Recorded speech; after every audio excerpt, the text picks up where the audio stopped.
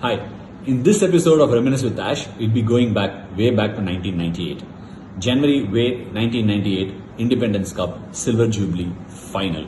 India versus Pakistan.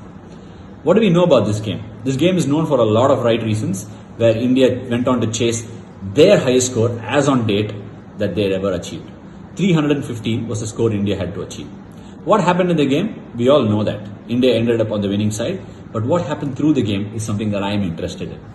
India won the toss, put Pakistan into bat. Saeed Anwar and Ijaz Ahmed, who were scoring heavily against India at that point of time, yet again made hundreds and made the job very difficult for our batsmen. Harvinder Singh, who was the fast bowler for India then, went for 3 for 70 odd runs in that game, making it one of the most expensive spells as on date. India now, at the mid-innings break, had to chase 315, and most of the commentators, experts and everybody, and even my father living in the house, said that India will not be able to chase the score. But me, being the optimistic Indian crazy fan, had hopes pinned on Sachin and Sourav Ganguly, who were the best batters in the Indian team then. Sachin started off with a bang. It was so exciting to watch Sachin just go berserk and smash the Pakistani bowlers all over the park. In fact, he took Azhar Mahmood on and scored 4 boundaries in the same over. And one more to add on, Saqlain Mushtaq, the biggest nemesis of Indian cricket then, was coming into bowl when India were 60 odd runs out of 7 overs and Sachin was on strike. Saqlain Mushtaq, with all the confidence that he had a silly point and a slip where he was going after Sachin, who was in no mood to defend. Sachin stepped out and smacked Saqlain, the first ball that Saqlain bowled from round the stumps, and went and clearly showed signs that India was not knuckling down. Sourav on the other end was going smoothly as he always did, cover driving beautifully, stepping out to slog Shahid Afridi over the top for sixes, and it was a treat to watch if you were an Indian cricket fan. Taking it forward, 315 was not a score that was going to be achieved in 10 or 20 overs. And more so, in those days, with the 50 over format, one white ball was used all through the game.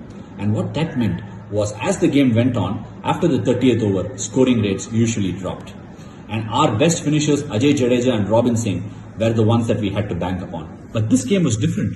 Robin Singh walked into bat at number 3, and he played a very, very crucial hand by scoring 80 runs. Robin and Sourav had a big partnership after Sachin's departure and made sure that India never fell off the 8 ball. India got to 250 before they lost Robin Singh to Shahid Afridi. When India lost Robin, India looked pretty good and well set to get this 315. But as always, in those days, Pakistan was very good at reversing this white ball particularly. And all of those who followed cricket then would surely remember this. And this chase was not going to be easy, because Dhaka's light that day was dipping very, very quickly. The umpires, Russell Tiffin and Rudy Kurtzen, disagreed with Rashid Latif's request for leaving the field. There was a lot of drama that ensued because the Pakistan fielders claimed that they couldn't see the ball. Yes, indeed, the light was dipping, and then the floodlights that was put in wasn't good enough for sighting. But India buckled on. India lost Sourav quickly, they lost Azharuddin and Ajay Jadeja in quick succession. But what they were left behind was a new man who was not quite a debutant but pretty much early on the stage, Hrishikesh Kanitkar. After this game, I wanted to play left-handed following Hrishikesh Kanitkar. I'll tell you why. Because of this dipping light, reverse swinging ball, and Saqlain Mushtaq, whose dusra was hardly picked by lower order batsmen, India's chase was derailing very, very quickly. But in walked Javagal Srinath to face Saqlain Mushtaq in the last over, where India had to make 9 runs. All odds stacked against India. Dipping light, Saqlain's dusra, and India's lower order. It meant India was actually looking for a close finish, but not on the right side. But Srinath had different plans. He plugged into 2 beautiful holes to get the most reminisced 4 runs, 2 twos of the consecutive ball, to make sure India was on track for the chase. He played a cute little late cut to short third man when he put Hrishikesh Kanitkar on strike, and India needed to get 3 of 2 balls. By this time, my father had chased me down to the maths tuition, saying that the bad light would stop play, and I was in my cycle going to maths tuition.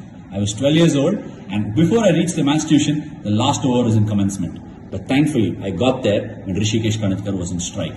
He smacked the ball of Saqlain Mushtaq right over mid-wicket fence, sailing into the crowds for a boundary, and out came every single player of the Indian team to make it one of the most memorable Indian victories that I have ever been a part of, I've ever watched. And this game, I would like to thank all the Indian players who were involved in that particular game, who made my childhood memories of cricket so very special.